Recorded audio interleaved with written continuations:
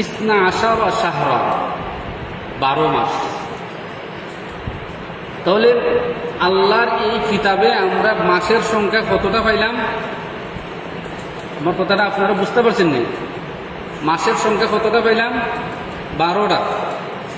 কথা বুঝছেন নি? আরবি মাস কত মাস? এক বছর কত মাসে হয়? 12 মাসে হয় 1 বছর। আল্লাহ নিজেই বলেছেন, ইন্না ইদ্দাতাশ শুহুরি ইনদাল্লাহি 12 শাহরান ফি কিতাবিল্লাহ ইয়াওমা খালাকাস সামাওয়াতি ওয়াল আরদা মিনহা আরবা'তুন হুরুম যালিকাদ দীনুল কাইয়্যিম ফালা তাযলিমু ফীহিন্না আনফুসাকুম ওয়া কাতিলুল মুশরিকিনা কাফা। আল্লাহ বলেন, ও দুনিয়ার মানুষ, আমি তোমাদেরকে দিলাম 12টা মাস। এই 12 মাসের সাথে তোমাদের ইবাদতের সম্পর্ক আছে।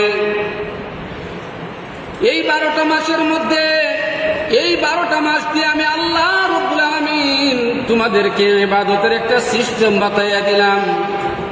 কোন মাসে কোন ইবাদত করলে পরে তোমরা আল্লাহর নৈকট্য লাভ করবে, কোন মাসে কোন আমল তোমরা করতে হবে, আমলের তারতম্য, আমল বাড়ানো কমানি, কোন মাসে কোন আমল করলে পরে আল্লাহ বড় খুশি হইয়া যাইবেন, কোন মাসে রোজা রাখলে পরে আল্লাহ খুশি হইবেন, কোন মাসের রোজার ফজিলত বেশি।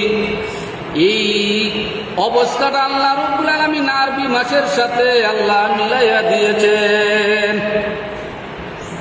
এবার বলেন যে আমাদের ইবাদতের অবস্থাটা কোন মাসের সাথে সম্পর্ক?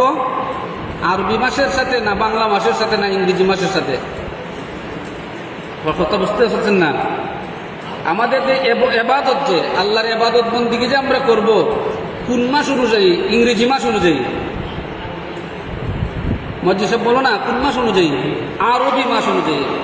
শরম করে কথা বলতে, আরবি মাস অনুযায়ী আমরা ইবাদত করতে হবে। ইবাদতের সম্পর্ক আরবির সাথে, ইংরেজি মাসের সাথে ইবাদতের কোনো সম্পর্ক নাই। বাংলা মাসের সাথে কোনো ইবাদতের সম্পর্ক নাই। সম্পর্ক হলো আরবি মাসের সাথে ইবাদতের সম্পর্ক। রমজানের যে রোজা যে এই রোজা, এটা আরবি মাসের সাথে সম্পর্ক করে দেওয়া হয়েছে, বাংলার সাথে সম্পর্ক করে দেওয়া হয় নাই, ইংরেজির সাথেও সম্পর্ক করে দেওয়া হয় নাই। ইংরেজি কোন মাসে রোজা করবো এটা বলা যায় না, বাংলা কোন মাসে রমজান রোজা করবো এটা বলা যায় না।